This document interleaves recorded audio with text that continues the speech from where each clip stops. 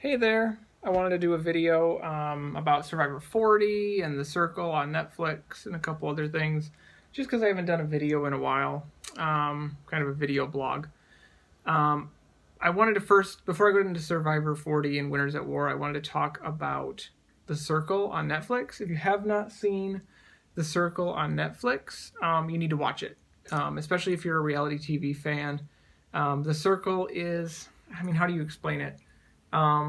It's kind of like The Circle is kind of like a bunch of sequestered people in different rooms of a hotel, and they all have a video screen that they interact with to talk to each other.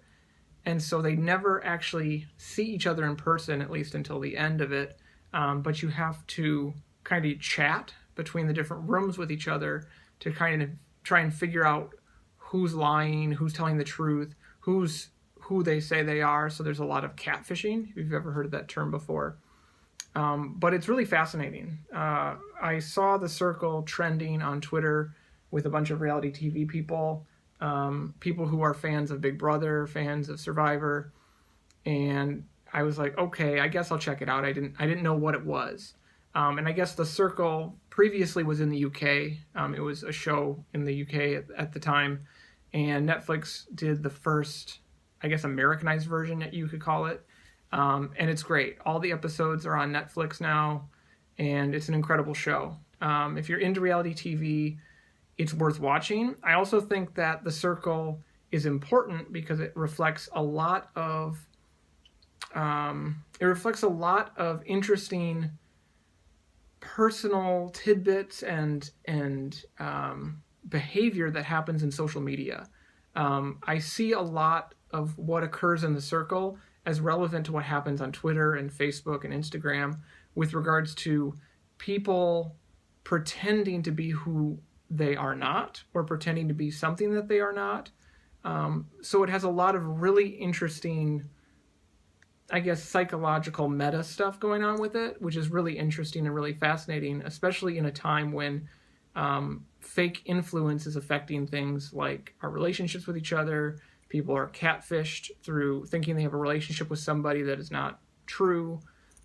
Things with like our politics right now, with what's going on Twitter, especially, and Facebook, where there are fake accounts that are acting like real people and influencing people's decisions based on those opinions that they have or those stories that they put out.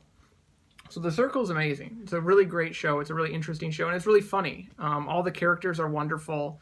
I'm a huge fan of Shuby. I'm a huge fan of Joey. I'm a huge fan of Chris. Like, everybody on that show I loved. Like, even some of the other people that were seen more as villains towards the start of it. But it's a great show. So if you have not watched The Circle on Netflix, do yourself a favor and watch it. It's a great show. With regards to Survivor 40, we're on the second episode, which has just happened. I have lots of thoughts on it already. It's really interesting to see the winners play, especially winners. I thought for sure this would be like an all-star season where there are these really dominant players just taking command of their different areas and really powerful alliances like clashing together. And really it's playing out like just another episode, like another season of Survivor. I was really surprised to see players like Kim Spradlin, who's like not in the power position anymore, and so she's playing like a regular player would. Like, she's not playing a super strategic game, at least from what we're seeing in the editing. And that's super interesting because on Kim's season, she dominated the season. Like, she was a master of one world. So it's really interesting to see that. I love Yul. I'm blown away by Yul.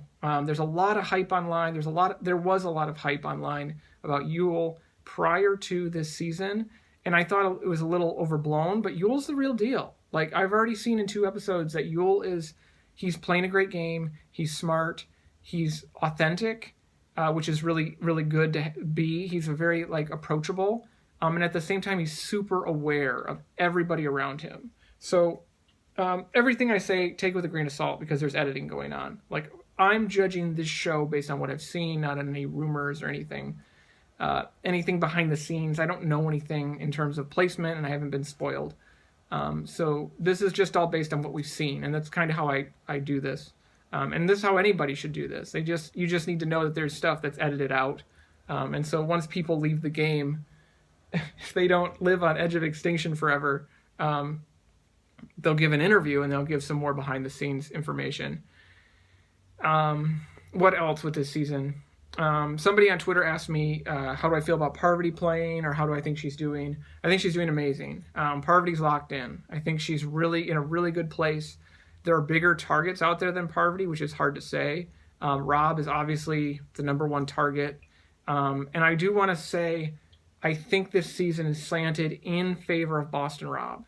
And I say that because of what I'm seeing on the show and knowing about how the game is played. So if you look at Boston Rob on this season, his wife is out there. That's a number. Just that's a number, no matter what. And with Edge of Extinction, that's another number. Someone helping him, possibly sending him fire tokens, which are helpful to him. Rob is connected. I mean, him and Jeff Probst are really close. Him and a lot of other players have history. He knows, he's getting along great with Parvati, gets along great with Sandra, he gets along great with all kinds of people. I think Boston Rob is cemented in this season unless there's a huge blindside. He's in the finals, in my opinion, just from what I've seen. He may go to Edge of Extinction if someone really betrays him, which would be a huge move, which someone may do. That would be wonderful. That'd be great TV.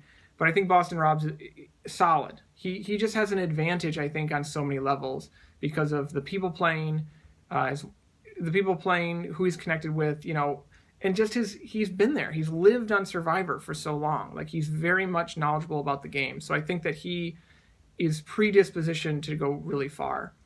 I like Tyson a lot. His commentary is great. Tyson's always great.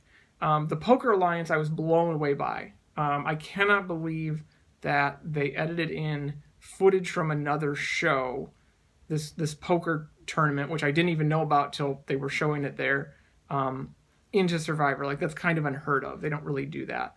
So that was really interesting that they took that step in terms of editing. What else?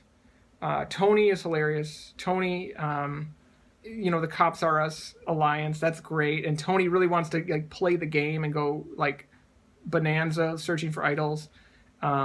I'm glad he's not, because Tony could be really fun after the merge. Because I think he's gonna, one day he'll let loose, and I think that day will be after the merge, and he'll kind of go crazy.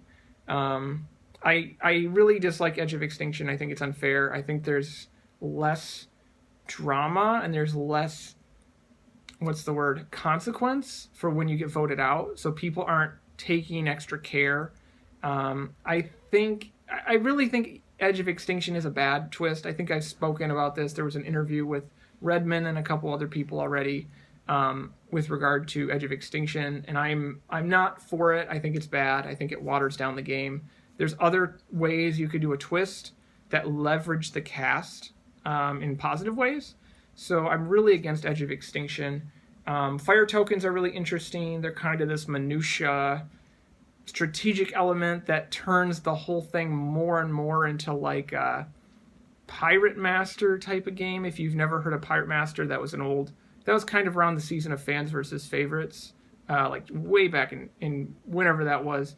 Pirate Master was a show that almost became a replacement for Survivor, a reality show alongside Survivor. Fire tokens, we'll see. We'll see what happens. It's basically just, the same kind of thing that's been happening with tons and tons and tons of strategy.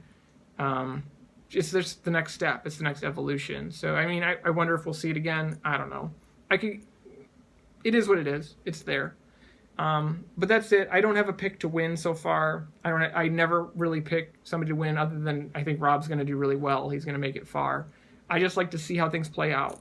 I'm rooting for people because I do like some of the people in real life, and also from watching the show. I would love Wendell to go far.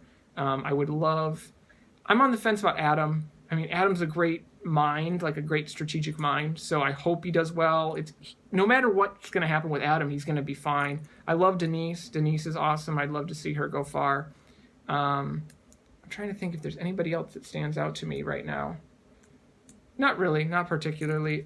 Ethan kind of looks like he's kind of just hanging out. He's just a cool guy, and he's just kind of hanging out. So that's kind of where he's at.